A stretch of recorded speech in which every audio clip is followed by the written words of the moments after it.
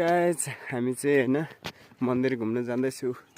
यहाँ छ भाइ हैन धनकुटा जिल्ला कतिको गलिरहेछ नि एकदम गली गर्नु भएको छैन नि हैन। पाखरीबास पनि बब्बाल देखिरहेको छ यहाँबाट हैन। ओइ छिटो आऊ भाइ। हेलो गाइस सबैजना लाइक सब्स्क्राइब अनि शेयर गरिदिनु होला। भाइले भनेको मानिहाल्नु है फेरि सबैजनाले। आम्मा यो मन्दिर कहिले पुगिसक्नु त हौ।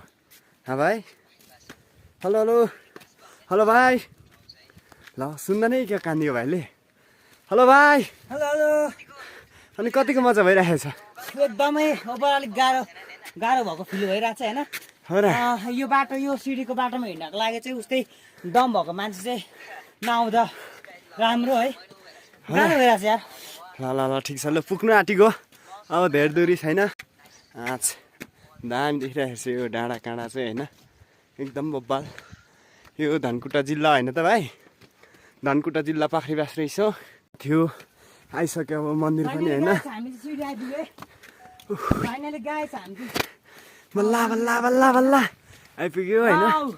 बब्बाल छ डाँडा काँडा यहाँबाट नाइस बब्बल यार दामी छैन आमा कडाक यतिको ठाउँमा आएर भ्लग गर्न सबै बोबाल हुन्छ नि त यार।